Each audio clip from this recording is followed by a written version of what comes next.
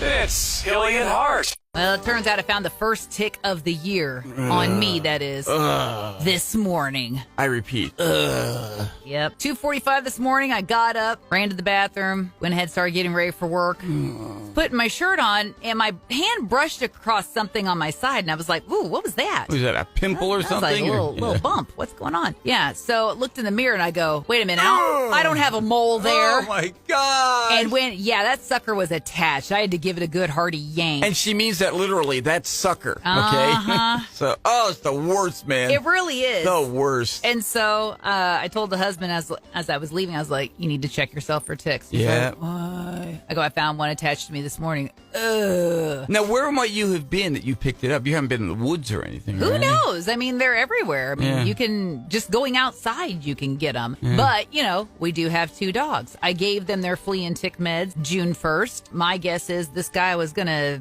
nestle in on one of them, but instead decided to nestle in on me. I mean, they could have easily have brought one in. But see, your dogs are now an inhospitable environment, so they go to you.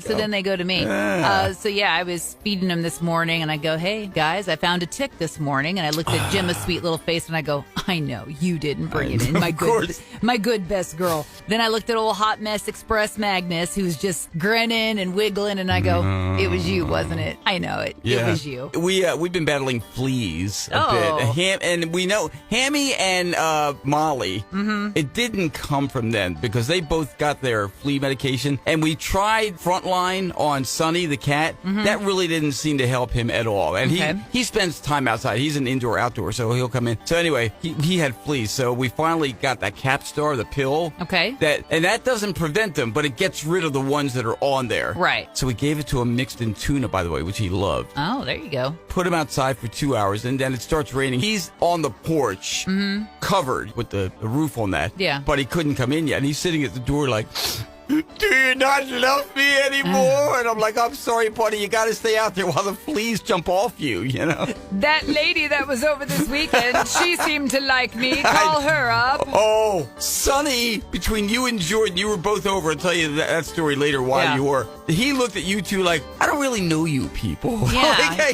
Especially Jordan. He just gave us a wide berth and was like, no sale. Yeah, I'm not buying this. It's Hilley and Hart. Man, you want to talk about some longevity? We got your longevity for you. There's a woman in Brazil, June 21st. She's going to be turning 115 years old. Beatriz Ferreira Duarte. There you go. Congratulations to Beatriz. Well, Kevin, now it looks like you got a goal to shoot for. Do you remember the whole story? We were talking about this. The woman in France who supposedly held the record. Command was her name, Jean Command. And then they think really her daughter took over her identity after she died. Right. And so they think there was some shenanigans going on there. I don't know. So I don't know how the whole thing ended up or what they... Well, what they do? They figure it out by counting, her rings or something. It's not like she's a tree. How do you know for sure? I don't know. Well, especially, way back when records were kind of sketchy. Yeah.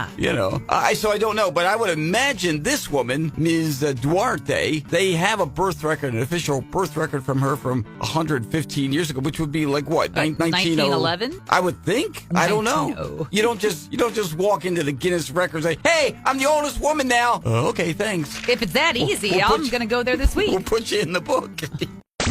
It's Hilley and Hart. Well, apparently a survey, most people are more into luck than they are fame or even love, according to this thing. They asked a bunch... Not just luck, daily luck. Daily, every single day. Getting a little bit of luck here and there. That's what they say. They say the 63%. Such experiences improve their entire day. I love the first example they give, finding money in your pocket. Yeah, that's the best. That is the best. I love winter coat season. Yeah, that's for sure. Oh, and for the guys, you stick a 5 or a 10 in your jacket. Your suit jacket, and then 3 years later you're wearing it again and go, oh man, look at this. It's like I found money. Ain't nothing like found money. That's true. Also, you see trains arriving perfectly timed, 23% of them. I like this one, spotting double rainbows. Really? Double rainbow all the way across the sky.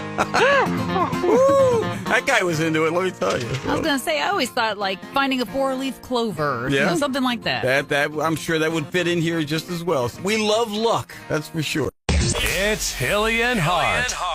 So we were at the Missouri Broadcasters Association Awards on Saturday, which was a blast. So I see a lot of people around there, like a lot of people from the industry and whatnot. People we don't see on a regular basis, but Right. they're from all over the state. But it does tend to be like a lot of, hey, haven't seen you for a long time when we all get together each year. And this one guy comes up to me and I say, oh my gosh, I just saw you. You were doing an interview with the Cardinals and former Royals broadcaster. And I know who this guy is, and I knew who Hilley was talking about. This was a guy we were talking to that used to work with us. He worked in the company. He works for the competition now. But again, there were like a lot of different companies there. And I thought he was somebody who worked for another station. Because I don't know, in my mind, they looked alike, although they really don't. No, They not don't at look all. At all alike, okay? At all. So, and he's looking at me like, no, I don't remember that. He says, I would have remembered that. That would have been awesome. He said, that sounds amazing. Oh, that wasn't you. And then Aaron tells me, I go, this is Todd, not Corey. oh, okay. Yeah.